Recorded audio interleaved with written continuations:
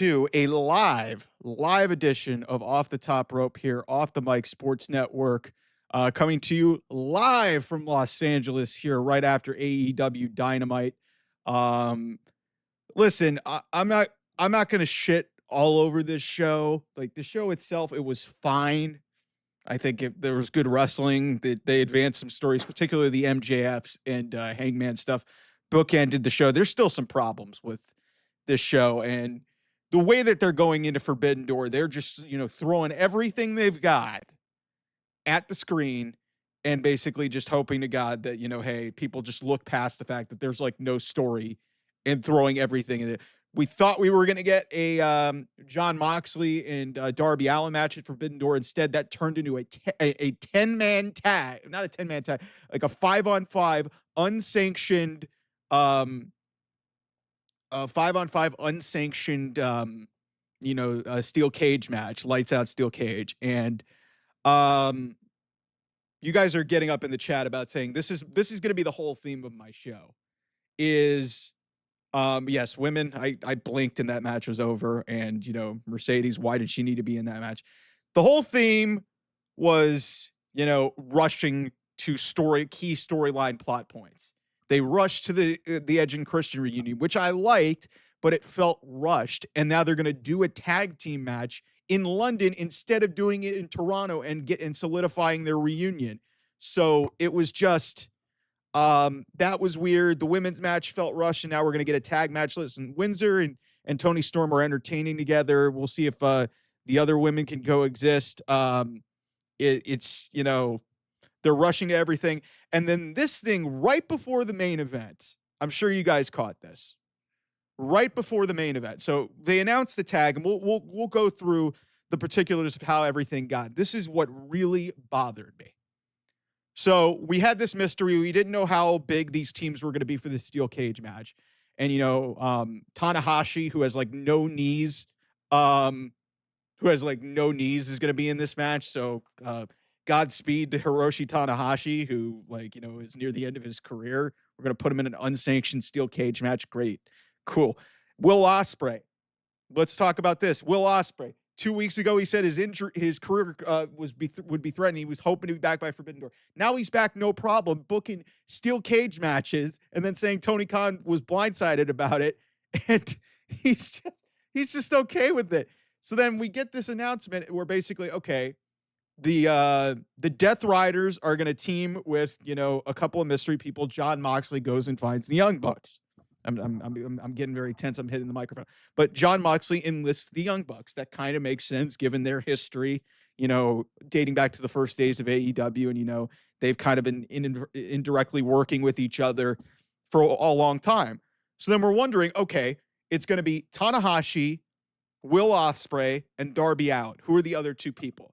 We think it's going to be a mystery. A graphic right before the main event, which was nothing, by the way, a random trios match. By the way, welcome back, Samoa Joe. Kenny Omega is in this match. The Kenny Omega, who's one of the aces of this company, just lost one of the biggest matches of his career, a rematch of one of the great series that he's ever done with Okada. And we're just forgetting about that, and we're throwing him and Kota Ibushi into this match. What a piss poor way to announce one of your biggest stars returning to AEW.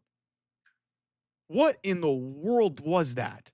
I can look past some of the other stuff because this is what I expect from AEW. Book nothing matches, have good wrestling throughout the night, have the crowd be into it, and do a bunch of nonsense. It's basically like running an indie promotion.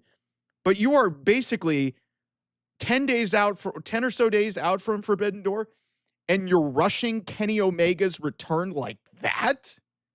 Are you serious? Are you fucking serious, man? What the fuck is Tony Khan on, man? Christian and Cope. Christian literally got beheaded 2 weeks ago. He's coming back with Spike. It's cool that they reunited. It's a cool moment, but could that have waited a little bit? Now they're facing Nick Wayne and Kip Sabian. I understand there's a story there, but aren't you going to build to it? It's unbelievable. Admittedly, the Forbidden Door card looks pretty awesome. But if you look at this and you go piece by piece, and you're not a sicko, you're like, where the fuck is the story for any of this? Where the fuck is the story for any of this shit? Like Hangman and MJF, I understand that they have a story, but why now is MJF going to cash in his contract? We're just going to we're going to blow through both contracts, Casino Gauntlet stipulations by Forbidden Door. That's not a good look. Kyle Fletcher faces a mystery guy, Hiromu Takahashi. Hey, I'll say this, there was almost no Forbidden Door feeling to this show, but now there is a little bit. So, I'll give Tony Khan credit for that. The John Moxley, Kevin Knight's impressive. I don't know why we needed to have the match. And then, you have the whole segment afterwards where Claudio's back, they beat up Darby Allin, then Will Ospreay comes back. This thing went on forever. And like I said, it just leads to we thought we were going to get a one-on-one match with Moxley. Instead, we're getting a steel cage match with 10 people in it. Don't even know what the hell the rules are. Is it just like, hey, is this just a vehicle to kind of do like a makeshift blood and guts? I guess. I don't know, but it feels thrown together. It's just like, it gets so frustrating because there are pieces of the show that I want to like. And there's a lot of people in this company that I like, but then now and again, you just get a nothing match that means nothing. The Stokely Cope match was very WWE. I mean, Cope pretty much beat up Stokely for an extended period of time. He was talking to fans. Good thing that he's having fun, but hey, he could have been facing John Cena on his retirement tour, but this is what he wanted. He's retiring, or he's not going to retire. Cope isn't, at least I don't think right now, but he's going to reunite with his best friend. Cool. They're going to probably face FTR in Toronto, but I don't get why you're rushing to that match too. Like, the theme of this show, it shouldn't be Forbidden Door. It should be Rushed Door. Like, everything on this show feels rushed. Everything. Like, every single thing. I have the card in front of me right now. So you got the lights out steel cage match, which, like I said, hey, you're rushing back Will Ospreay. You're rushing back Kenny Omega. Kyle Fletcher, you had to give him a title defense. You're gonna probably get Nigel McGuinness versus Zack Sabre Jr., which is admittedly cool. You got Athena and Tony Storm. You got Swerve and Okada, which got like a 3-minute segment, was nothing.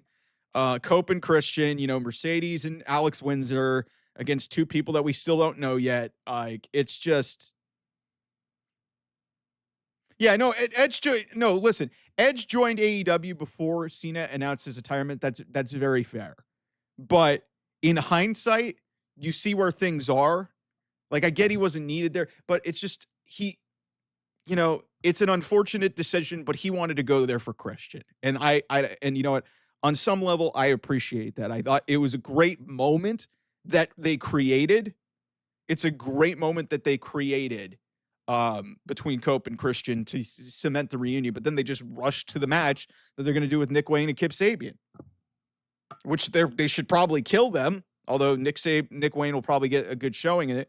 And yeah, the crowds, listen, this is the second time they've run this Cincinnati Brady Center, less than 2,000 people. Unique, intimate venue, but still, it doesn't make you look big or feel big at all. So, yeah. Like I said, this show overall was not terrible tonight. Like, I think, but obviously, what are you supposed to expect? You had, multiple multiple trios matches. You had an 8-man tag where Brody King was in the match, but his tag team partner wasn't. How about that? Make that make sense for me. Brodito's the thing, yet Brody King is in an 8-person tag with the Young Bucks, even though they just beat them last week, and Bandito is not there. Like, make that makes. I know, I get why, because hey, the freaking Dream Wrestler who's undefeated is hologram, so that's one of those things. But yeah, well. And celeb facts and quotes. This is a good point that I should get into here. So they were cool back in 2020 because WWE very much wasn't. You guys remember when AEW launched, they did that god-awful Hell in a Cell match between The Fiend and Seth Rollins that ended in a no contest? Remember that? Like WWE was not in a great place in 2019. They were not in a great place at all. And they felt like the cool place because they were the new novelty thing, trying to, be rebellious against Vince McMahon and all that stuff. The creative felt fresh. You had people like Chris Jericho who had been really having a decent run away from WWE. Hangman was a very interesting character. MJF drew in a lot of interest. Cody Rhodes, at least early on, before he wore out his welcome there. Like, there was a lot going on there for AEW. Even when they got out of COVID, they had some good crowds and they had a lot of good energy. But then once Cody Rhodes and once CM Punk left, it just felt like the creative muscles of that company went away and they leaned more into what they want to honestly be at their core, a wrestling company. But here's the thing. You can't just, book wrestling matches and just hope everything sticks. Like, you're going to have your niche audience. And listen, a lot of people are going to watch the Forbidden Door show. And I think from a wrestling perspective, the booked matches on this Forbidden Door card are going to be admittedly a lot of fun. But how am I supposed to get invested? Like, yeah, you threw the steel cage stipulation in that 10-person match and you basically just throw a bunch of shit. Well, here's the thing. They have been throwing shots at WWE. Like, for Will Ospreay, like, he went on the show last year and barked at Triple H, and they look petty. Yeah, 2020, you're absolutely right. 2021 AEW, pitch perfect stuff. And some of these AEW fans are saying the previous All Outs or some of these other shows recently have been some of their best pay-per-views they've ever done. In my opinion, it's going to be really hard to top All Out 2021. You had CM Punk on that show. You had Bryan Danielson and Adam Cole debuting in the span of 5 minutes at the end of that show, which was some of the most insane shit that I've ever seen. That's one of the best pay-per-views I've ever seen in my life. That's one of the best wrestling pay-per-views maybe ever. It's really great. Big Show Paul White faced what? QT Marshall, and that was it. But this with the crowd itself, entering into the audience, it was very ECW-esque, but the whole, like, the dynamic of that, but also I would say that Cope and Stokely match really felt very WWE. Although the interacting with the audience you probably wouldn't get away with because Vince McMahon would probably freak out that they would say something crazy. But going through the crowd, that sort of stuff, beating somebody up like that, and having a manager get killed by an actual wrestler, that's very WWE. So, like I said, the matches itself on the show, and the book segments, like the off the top of the show, Hangman and MJF. That, to me, that was the story. To me, that was the biggest story of the show, but then it was overshadowed by these rushed announcements where, oh, Kenny Omega's back. Oh, Will Ospreay's back. And I'm like, you're rushing all this shit. And your best story is also rushed because, hey, Hangman and MJF has the contract. The whole story has been about baiting MJF into using and executing his privilege. And MJF was trying to play master manipulator with Hangman, and Hangman played it beautifully. I thought Hangman came off incredibly well in this segment. A lot of people think he yells. We're gonna probably see this Hangman MJF stuff to death because there's nobody else in the main event. There's nobody else. You got Mark Briscoe. Ospreay's not gonna challenge Hangman. We don't know how hurt he is, and I don't know why he's in a steel cage match. After 2 weeks ago, he basically said he had a herniated disc in his neck, which is crazy. Okada's the unified champion.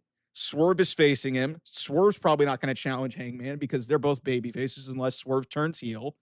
You got Mark Briscoe, but Mark is off television. Jon Moxley's not going anywhere near that. Darby Allin's feuding with him. Look, the whole main event scene's kind of fucked. It really is. Do you have Kenny Omega dare go into that? I don't know. But the odds are this is not going to be the last time we're going to see MJF and Hangman. The good thing for them is up until this year, they hadn't done it one-on-one. So, but I did appreciate the way that they started the show with this segment. These two are great together. It's the main character and the main protagonist. This is how the show stood. They're all hurt. Exactly. Nobody's healthy because they're working these guys into fucking submission, man. It really is crazy. It really is insane just where this company's at, man. Like, I'd want to believe more in this match itself, because like I said, these are the two biggest stars that you probably have in your company. I mean, who knows if this is going to be the main event, because the way AEW structures its shows with, lights out steel cage matches, usually that goes on last because it's technically not sanctioned. That's the way that they operate. So maybe that 10-person cage match is going to end the show, which I think is bullshit. I think it's bullshit. Hangman and MJF absolutely should close the show. But again, rushing to two of these the two world title matches on Forbidden Door are the two title matches on Forbidden Door from a world title perspective, men's and women's, both have champions facing challengers who are executing their Casino Gauntlet privilege that they just won. That's how creatively bankrupt this company is. I don't know. Select facts. This is what bothered me. Like, I was about to just, spontaneously combust from my chair because I was so fucking livid at the fact that they just announced Kenny Omega's return like that. They announced Kenny Omega's return like mystery partners, no build whatsoever. We're just going to throw Kenny Omega off of losing a match at All In Texas, and we're just going to throw him in a 10-man tag, a 10-man cage match, 5-on-5. It's not going to be a tag. What in the fuck is that? That is creative malpractice. That is one of your biggest stars, one of the biggest names in your company. He just lost. He hasn't been seen in 5-6 weeks, and you just announce him in a graphic. You've got to be fucking kidding me. That is embarrassing. I'm going to probably go tee off on this because this is only a small piece of the problem that's going on with Forbidden Door. Because I was like, oh, Hangman MJF, that feels rushed. Athena and, Tony, that feels rushed.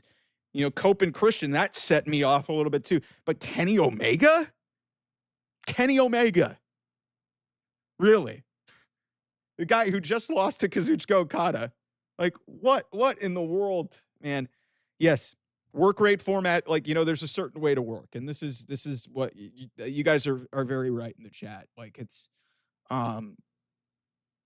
listen, I appreciate strong, work rate type of dudes, but there's a way to work and keep yourself healthy to prevent yourself from being injured. And if you work a certain style, you're going to wear yourself out. Like, Kevin Owens worked a certain style on the independent scene and, did to some degree in WWE. And look at him now.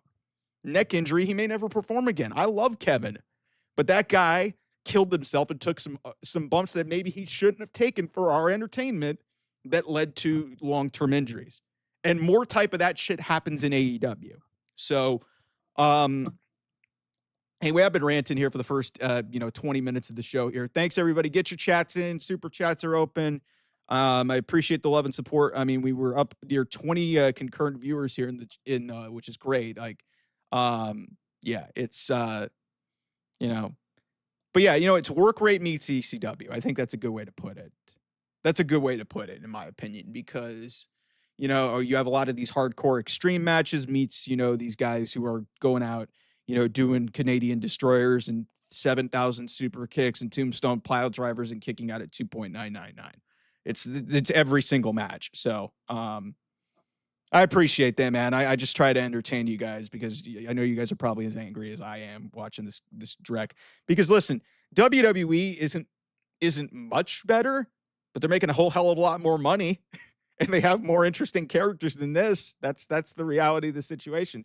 But yeah, so basically the opening segment of the show, I really enjoyed it. Honestly, it was one of my favorite. The bookends of this show, the opening and the closing between Hangman and MJF were really good. Hangman sort of baits MJF into using his contract, and MJF just yells, like, "You son of a bitch, I'm going to execute my contract at Forbidden Door." And and gets him to visually say, like, Hangman just was like, "Listen, you're not going to fucking rattle me. You're not going to rattle me, man." Like, and he calls him a dumbass for calling him Seabiscuit. Seabiscuit won, you dumbass.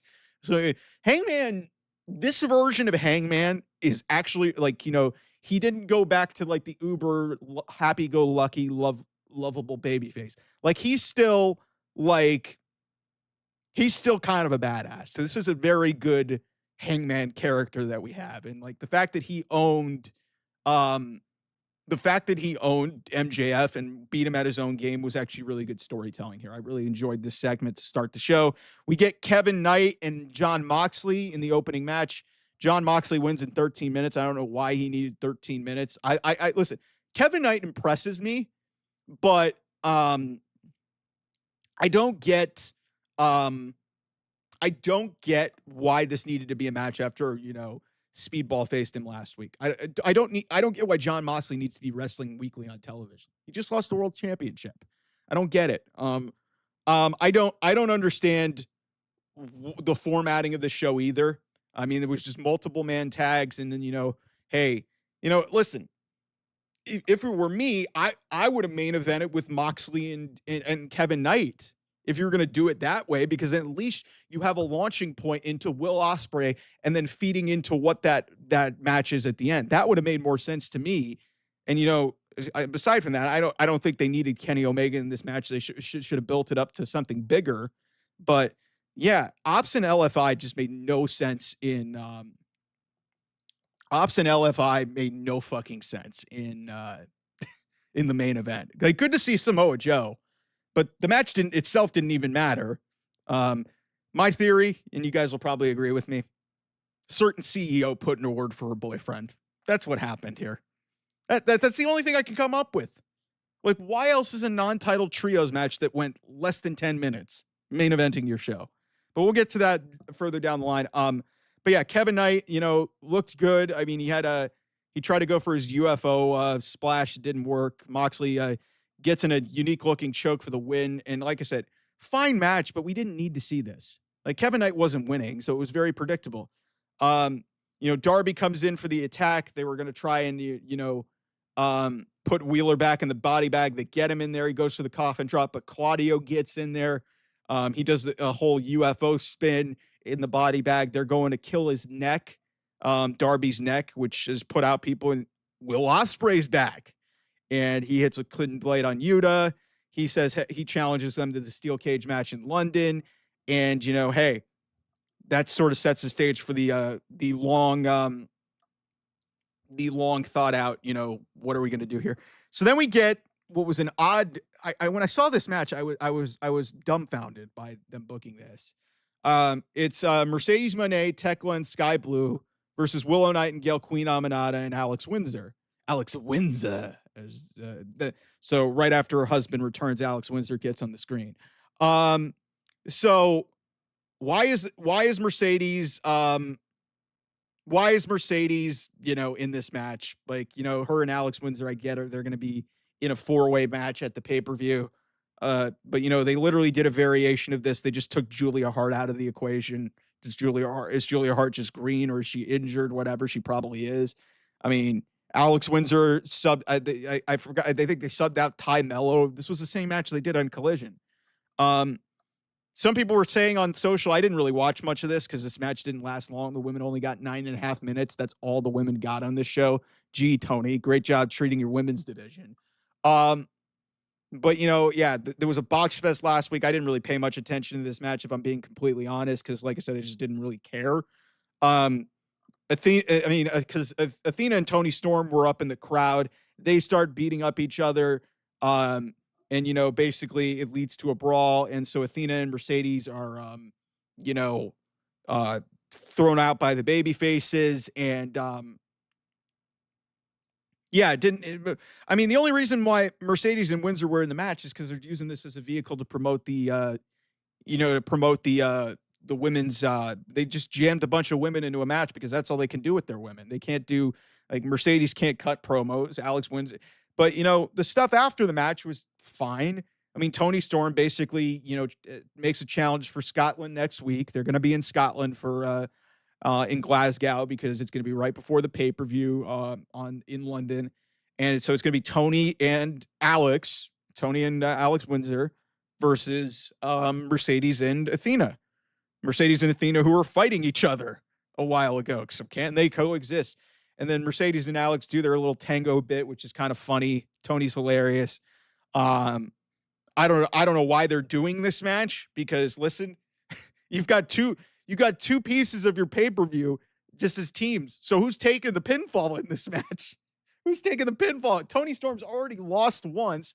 Alex Windsor, is she going to lose? Because if she gets pinned, what does that do for her viability in the match? Even though I don't think she's beating Mercedes to begin with. So what are we doing there, man? I thought Hangman would honestly, like, I thought that Tanahashi was probably going to be in the consideration for that. That's why I was a little bit dumbfounded by, dude, you keep saying he's injured. I get it. I know everybody's injured. I get it. Okay. Um, I thought Hangman would face a New Japan guy too. I just didn't know who was there.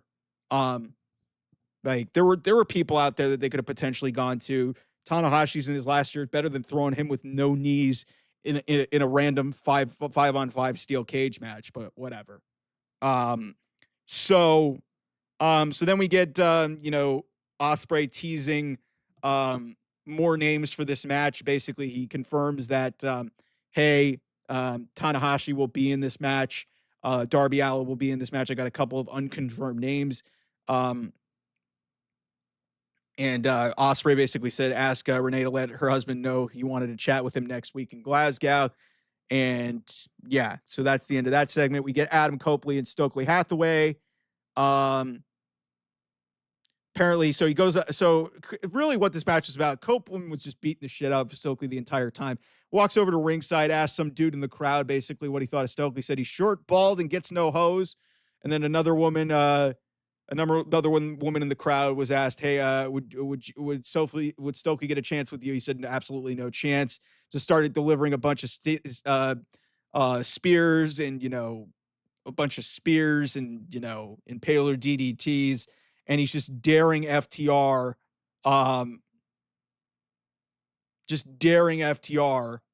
to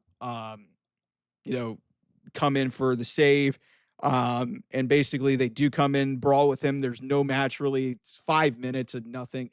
But then, after the match, like, Stokely throws like some powder in the face of Cope, and FTR is looking to get the spiked pile driver again, but out comes Christian to the save of his old best friend with Spike in his hand. Christian then is able to avoid Nick Wayne and Kip Sabian. Cope and as a peace offering, they stare down before, but then as a peace offering, Christian hands Spike back to Cope. Cope gives him a hug. Christian doesn't look crazy about it, so they look back at each other, and it's just sort of like sort of like a misdirect, I guess. But you were thinking, oh, maybe they're building this, and then they just announce, hey, we're gonna do this match in London. The 8-man tag. Listen, I didn't really care about this match either. There was good action throughout. I mean, Justin Roberts got kicked in the face and was basically incapacitated for the rest of the show. But the story of this, so it's Brody King. The mystery guy was Hiromu Takahashi, not to be confused with Hiroshi Tanahashi. And so basically, so you get that. So Brody King, Hiromu Takahashi, hologram, and Tomohiro Ishii. But like I said, why the fuck was this match without Bandito? Why was Bandito not in this match? It's like, hey, Brody King's literally gonna be challenging to be the number one contenders for the tag team championships next week. Yet we didn't see the other piece of that tonight. The Young Bucks, Josh Alexander and Kyle Fletcher. The Young Bucks entrance was fucking hilarious. Just a bunch of pyro goes off. The PA says they have no music for the Young Bucks. And then they put a video up on the screen of Slick Nick and Mr. Instant Replay, which was the names that they were known on the independent scene. That was pretty funny. I'm not gonna lie, not the biggest Young Bucks. Like, I think they're great wrestlers, great talents, but I don't like a lot of the BS that they've engaged themselves in. It's kind of rubbed me the wrong way. So yeah, like really just a standard, 8-man schmoz of a match. Young Bucks super kick Justin Roberts going into a break. Brody King gets a bunch of stuff in. And basically the end of this match is Josh Alexander goes for the C4 spike, And Hiromu hits his I guess they're calling it a time bomb or whatever. I don't know what it was called, but he pins Josh Alexander. This went 16 minutes, and um, here's a couple things out of this. First off, Tony Khan couldn't even wait to announce, "Hey, Hiromu Takahashi's taking on Kyle Fletcher for the TNT title." Gee, that mystery was solved the second that they had the mystery of who this New Japan person that was going to fill out the match. Um, if he could listen, if he becomes a free agent in October, maybe he actually, who knows? But I don't know if they're going to add injury time onto that, because remember, he missed a bunch of time when he broke his ankle. So I'm going to be interested to see if they add on time. I don't think Tony's going to let it happen. Also, can we talk about Josh Alexander for a second? What in the fuck happened to this guy? This guy showed up 4 months ago as a mystery guy in the Owen. 4 months ago. Faced off against Hangman Adam Page. This guy's eating pinfalls now. And is just another guy in a multi-man group in the Don Callis. This guy is one of the longest reigning TNA World Heavyweight Champions ever. He's one of the great champions that company has ever seen, a great tag team champion, an accomplished wrestler. And now Josh Alexander, getting paid a ton of money, is just eating pinfalls. This is another guy that could easily, you could easily book him into a situation. Hey, maybe we could have gone with him to be in the main event scene. He's capable. Tony doesn't see anything in him. First night he joins up with Callis. This is who he is. I mean, I kind of want to feel bad for the guy. I kind of want to feel bad for him. It's like, it made so much sense for him to go to WWE or stay with TNA and then do something crossover with Ethan Page, because they got history. He took the money, likes to wrestle, cool. But now he's just, I wouldn't say JC Mateo is protected. He's still kind of like the pinfall guy. JC Mateo's not in a much better. He's JC Mateo, I think, is at least more futured. Let's call it that. But it's apples and oranges. I'm not saying that Josh Alexander would have been better off in WWE, but the way he's being booked at AEW, just taking pinfalls like it's nothing, is ridiculous. But that's actually a decent comparison there. So then hey, it wouldn't be a show without a production botch. Hey, Renee's trying to introduce Swerve Strickland, and she's talking to nobody because her microphone doesn't work. So Taz and Excalibur have to filibuster for a couple of minutes and just to sort of stall for time. Swerve Strickland comes out. Basically, nothing happened here. Like, he starts cutting a promo. Okada comes out, calls him a bitch. They brawl for a little bit. It was nothing. There's no heat to this match whatsoever. It's just, hey, you hurt my friends. Let's fight. Need a big challenger for Okada to beat in his first match. I mean, it looks like, there was some speculation, at least, that Swerve might be hurt. Again, theme of the show. Celeb Faction Quotes keeps telling me everybody's hurt. Even Swerve's hurt. There's no heat. There's no heat to this match either. I mean, on paper, it looks incredible. Swerve and Okada, that sounds like a great match. But there's no heat to it whatsoever. So then Tony Schiavone announces the matches that just sort of set me off. Back-to-back announcements where I'm like, really? They're doing this now? So you get Cope and Christian, not even fully reunited yet, against Nick Wayne and Kip Sabian. And the Young Bucks hold on. Excuse me. The Young Bucks teaming up with the Death Riders, which is Gabe Kidd, Claudio, and Mox, taking on Darby Allin, Will Ospreay, Hiroshi Tanahashi, Kota Ibushi, and yes, you heard it correctly, Kenny Omega is back after 4, 5, 6 weeks off of television after losing a match. You thought he was going to be off of television. They were going to bring him back for something important, but no. Let's just throw him in a random 5-on-5 cage match at Forbidden Door, because we need to have big matches on the show with no heat. Edge and Christian are probably going to at least be at a high level. I don't know if it'll main event. We'll see. But that makes a lot of sense to do it in Toronto. Maybe their thought process here is to establish them as a team. But it's like, you're rushing to this, man. Like, you're rushing to this conclusion. It's like, maybe you could have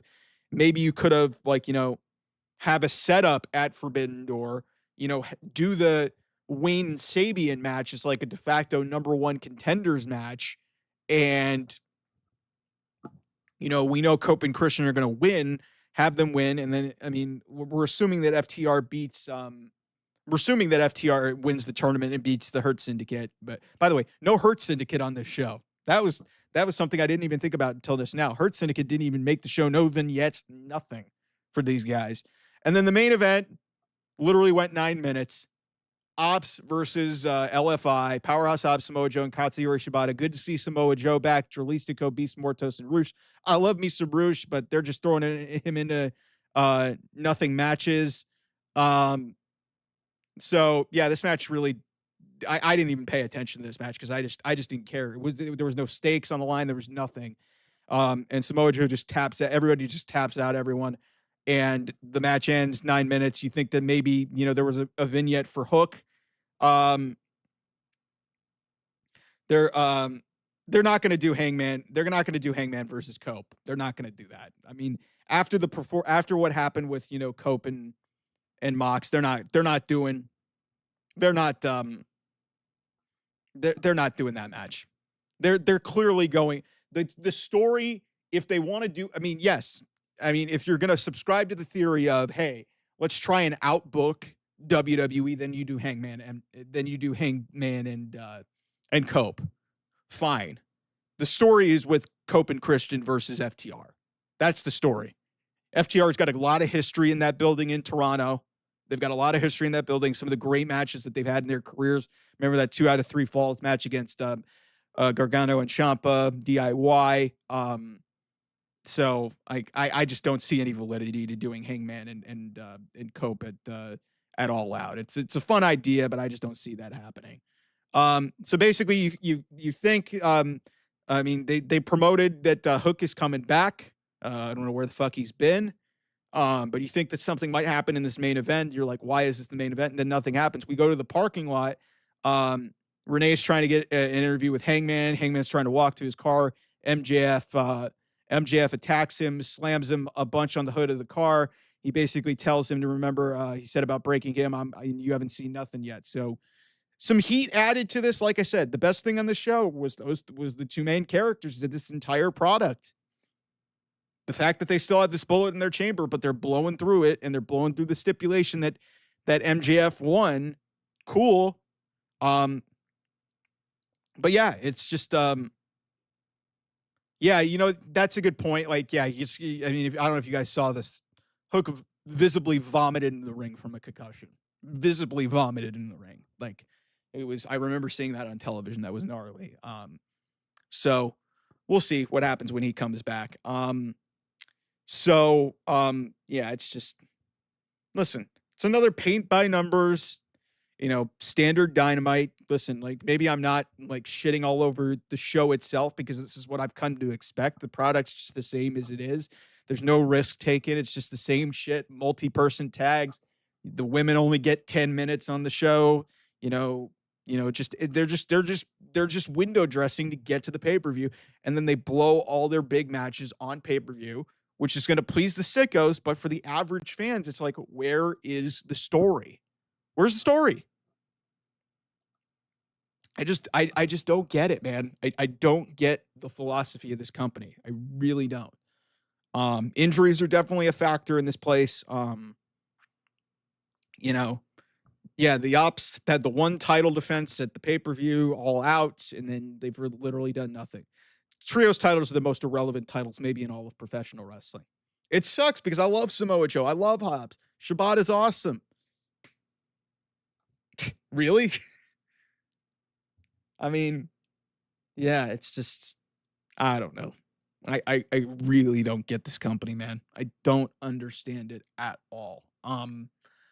So yeah, that's Dynamite. If you guys got questions, anything, if you guys want to talk briefly, I can hit on the whole Karrion Kross thing. I'm probably going to do a more long form video here on the channel about his interview with Ariel Helwani and some of the stuff he got into there.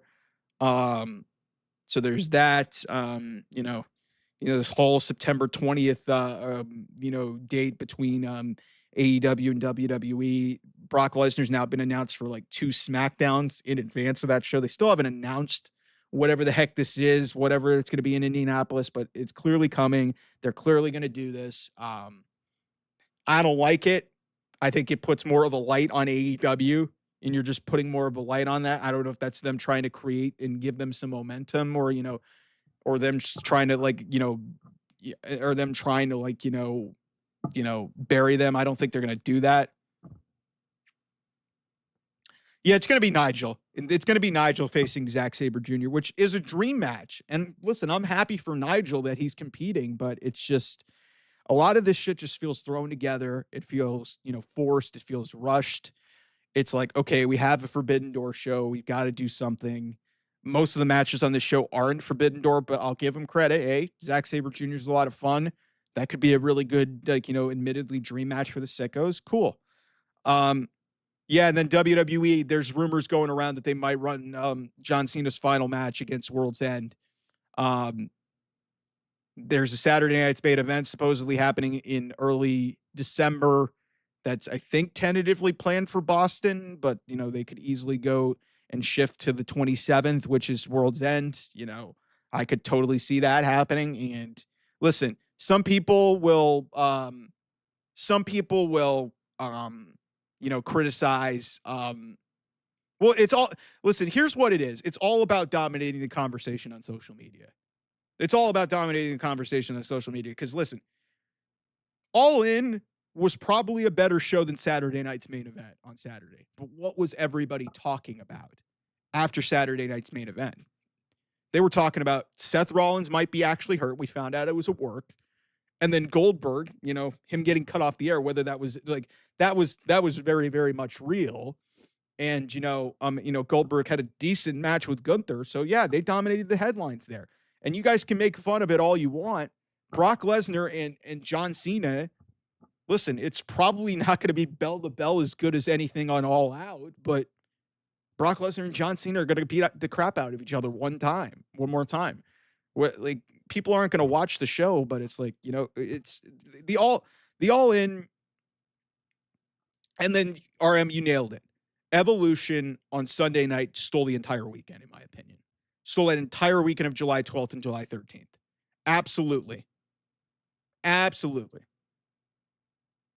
Well, I listen, I don't think Edge cares. I don't think Adam Copeland really gives a shit. Like, he's not going to go to Tony Khan and ask him for a fucking going to, hey, I'm going to go face John Cena. I think WWE doesn't even really care either. I think they're fine. Like, that's why they brought Brock Lesnar back. They're going to have Gunther face him. I would have Drew McIntyre face him. Maybe they will go Hell in a Cell, because I mean, if you're going to have to mask up some of John Cena's deficiencies. Listen, maybe that's why Josh Alexander went to AEW, because he could work independent shows and he could work Maple Leaf Pro Wrestling. That's a good point. Yeah, Evolution was fucking great.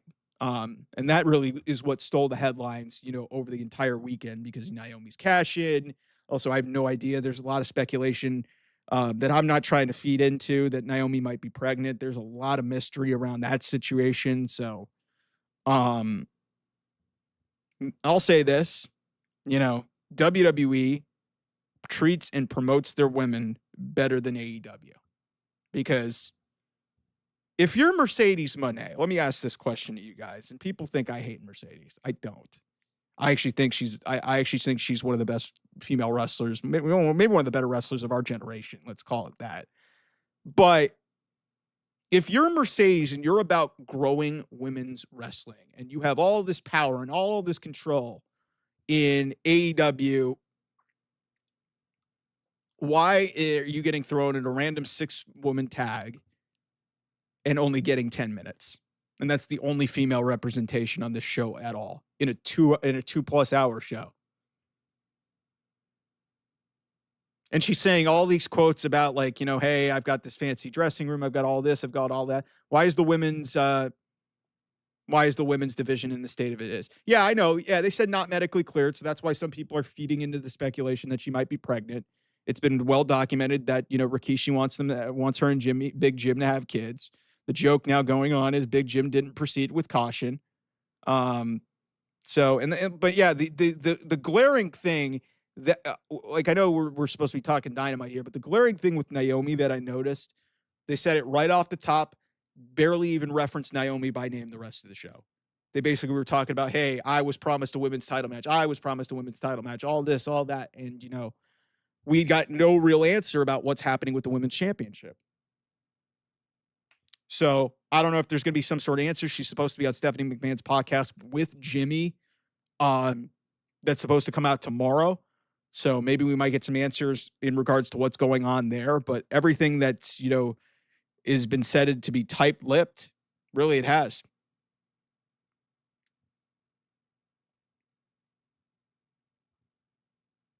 And, listen, it's, listen, I really don't know where the area for improvement is, for AEW in terms of, like, storytelling, like, cause it's just like, yeah, they're having to book on the fly. It's, it's the more that I look back at Raw on Monday, the more that I think that, yeah, they are kind of, preparing for life without Naomi, which is really unfortunate. If you think about this, the Raw women's division has just had some horrendous luck. SmackDown women's division is fucking horrible. Like, and they have no people. So then they lose Naomi, who was the best piece of that division because Bianca Belair was out. Tiffany Stratton has nobody to face. And then all of a sudden, Naomi cashes in. She's the women's world champion, best character they have. You have a top heel over there on Raw, and she's doing amazing work. And then all of a sudden she disappears on this Raw. We don't know why. And it does seem like they're bracing for life without Naomi because they don't have a top heel. And they lost Liv. Yeah, Liv was a big loss. Roxanne gets a big win over Io Sky. So, yeah, that's a great point, PHX. That's a really good point. Yeah, remember she wanted Elimination Chamber 2017. She had to vacate the title almost immediately. She wins it back at WrestleMania, which was a great moment for her because it was in her hometown of Orlando. So that was pretty cool at WrestleMania. So, I love Roosh. I love Roosh. Absolutely love Roosh. They need to book him better. Like, Roosh is the type of guy that you could throw in there with Hangman. And they threw him in there with Hangman in a 6-person tag on Collision. Like, I think Roosh is fucking great, man. That guy is awesome. Like, he hits hard. He's very physical. He's imposing. Like, he's got a presence about him. I wish that they would handle I wish that they would handle Roosh better. And, being in this nothing trios match that didn't mean anything didn't really do it for me. In some ways, I actually kind of like Mortos, but I think it's pretty blatantly obvious that they're, pushing him more because, Mercedes is her bae. So, yeah, listen. So this is a good point here. I know we're kind of, I'm kind of doing a little bit of a Q&A here because we got through the show, and thank you guys for dropping your chats in. Yeah, they need to do some call-ups. I talked about this on the channel. You guys can go watch it. I think WWE desperately, and I mean desperately, needs a draft. Like yesterday. They've needed a draft for a few months because the women's divisions need a refresher. The tag team divisions need a refresher. But I would say Lash Legends ready for the main roster. I'd say Lola Vice is ready for the main roster. Jordan Grace, you would think so, but it seems like she's doing something big with Blake Monroe. So Jada Parker, long overdue. I think I would keep Kalani Jordan in NXT for now. I think Lola Vice would be big time on the main roster just because of the way she looks. She's beautiful. She obviously has a very unique style. She's already going to AAA this weekend. Like, I think Lola Vice would be massive on the main roster. Lash Legend, too. I don't know if you guys saw the match, and I wish I would have talked about this on the channel yesterday. Her match with Nia Jax was fucking awesome. Say what you will about Nia Jax. Nia Jax has been, honest to God, one of Triple H's best rehires. Yeah, it's the Tiffany literally faced the same 3 to 4 opponents. They need to bring and you know, Charlotte I mean, she already beat Charlotte. Alexa's in a tag team with Charlotte. Nia Jax has nothing to do. Candice LeRae and you know, Michin, like you know, some of these lower level. Julia's the women's United States champion. Zelina Vega. They've got nobody. They've got nobody on SmackDown. And then Raw's got a similar issue because now Liv is out. She was a top heel. Then now you've got and now you've got Naomi potentially being out for a long time. It seems like they're bracing for it. So, in my eyes, listen, I don't think Io or Rhea are going to win the championship. I don't think that makes any sense. I think they're going to end up tagging with each other. So, if it were me, I would either have Stephanie Vaquero win the title, which seems like an obvious choice, or I'd have Roxanne Perez win it. Because then you're setting yourself up for a Liv Morgan return if Roxanne holds the title. So, there's a lot of ways that they can go and the domino effects, and I'll probably get more into that once we have more clarity on what's going on with Naomi. I'm not going to speculate about that. But yeah, and if you guys want to know the Karrion Kross situation, listen, if it is a work, it's not a good look for WWE. After working their backstage people with the Seth Rollins injury to now establish a work with Karrion Kross where he's basically talking about how bad the signing process and, you know, it could be a work, but it's starting to look less and less like it. Like, yeah, I mean, it's just maybe the Bayley stuff. That's an interesting thing. Like, I don't know what's going on with Bayley. I thought that was one of the most interesting things on Raw. I like the Karrion, you know, let's call him Killer Kross now. I mean, I thought it was interesting that Ariel Helwani welcomed him in as Karrion Kross. So maybe he still is with WWE. But him standing up for his wife, I think that was a good weren't you like saying that it was going to be the biggest mistake? Like, you know,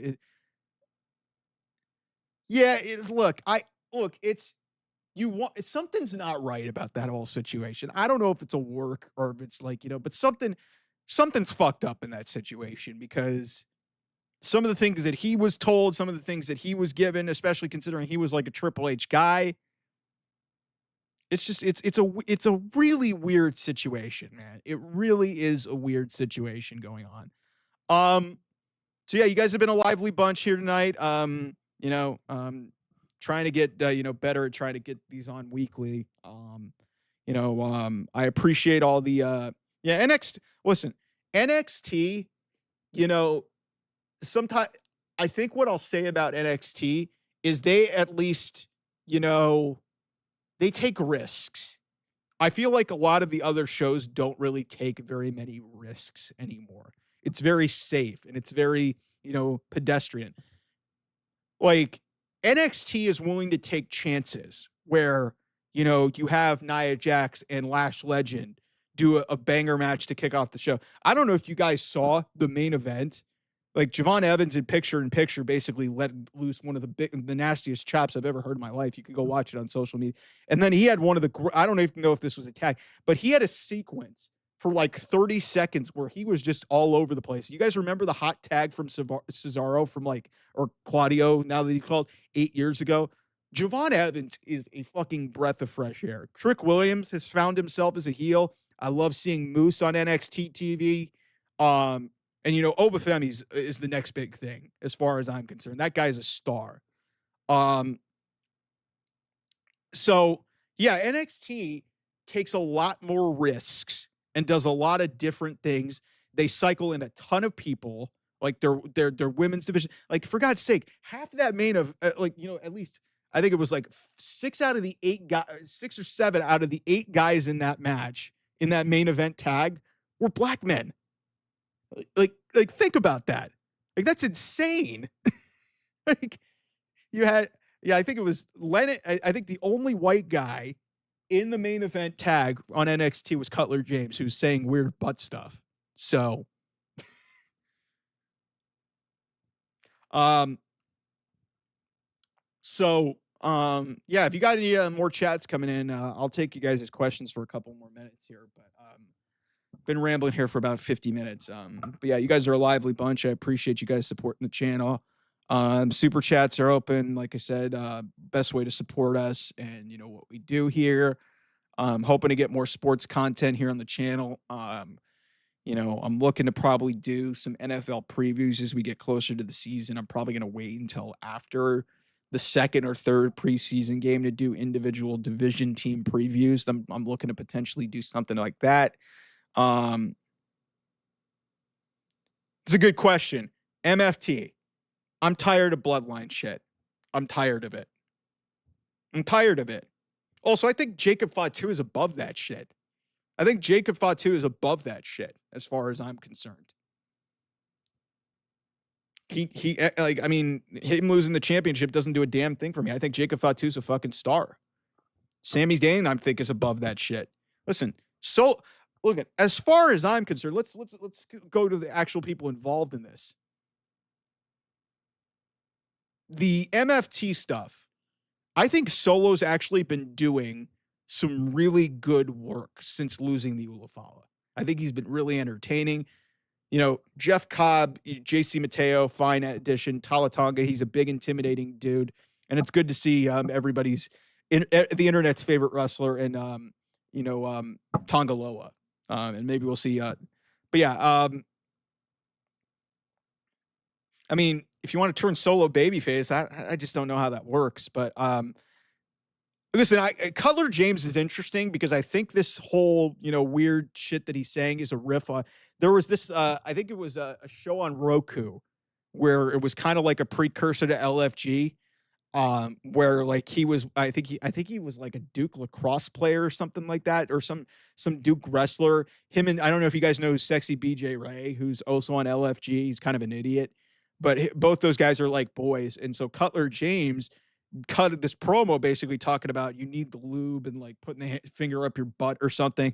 And I guess what he's doing here is kind of like a rib or a riff on what that was. So I'm willing to see it through with this guy. I think it's interesting and it distinguishes him. I think it's definitely something that you won't see on other television shows. But again, that feeds into why I think NXT is actually doing okay is because, it's kind of interesting. And and also, they need some personality. Although I like Dion Lennox. I think Dion Lennox went to Oregon State. I used to cover the Pac-12, so I got to support my Pac-12 guys. What was it? The other guy, the big guy, the other big dude impressed me, physical specimen. And then the other guy's Saquon Sugars. That's a great name, by the way. I don't know about Tony D. No fucking idea what's going on with Tony D. The whole Sopranos thing at the end of NXT a couple weeks ago. So I have no idea what's happening with him. Be interesting to see what happens with Stax, because it seems like him and his real life girlfriend Ariana Grace, who's the daughter of Santino Marella, seems like they may be teasing an alliance of some sorts. So yeah, Sugars can talk. That's the other thing is like he's got. I covered U of A. Yeah, listen. I love Tommy Lloyd. I think he's a great coach. Let me think. I'll give this guy some love because he was in the NBA Finals and he was very fun to watch. TJ McConnell's a great. Miles Simon, I think a lot of PHX, you'll probably Miles Simon, Mike Bibby, Jason Terry, those guys. I think Oba, and I do think Oba is losing. I think Oba's losing to Javon Evans, and I think Oba should go to the main roster. Oba's ready. Oba, that guy's incredible.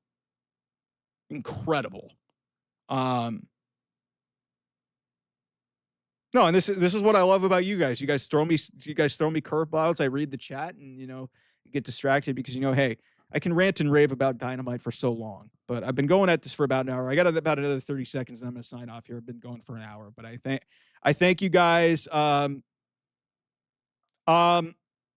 think Trick is just going to be the TNA champion.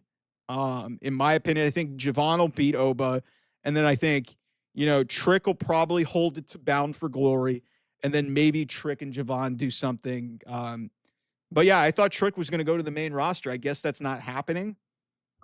Um, they need people in Ethan Page is probably ready to go. Ricky Saints is like they've got dudes that are ready for the main roster, but the problem is with NXT, there's not enough depth there to like women's division will be fine, but on the men's side, there's not enough depth there to overcome like big departures like Oba Femi. So maybe Oba wins at Heatwave, but I would expect Javon Evans. I think he's ready for it. And I do think that, there is going to be some sort of an invasion angle that happens. I do find it interesting that JC Jane is going to be defending the Knockouts Championship at Heatwave and not the NXT Women's Championship. So that's a little bit of an interesting wrinkle. I do like the TNA and NXT partnership, so that's really cool. But anyway, been going at this for an hour. I appreciate you guys tuning in. Thanks so much. I will see you guys soon. Subscribe on the channel, hit the bell for notifications and everything. And then the Twitter handles off the mic 28 and OT Mike Sports are up there in the upper left.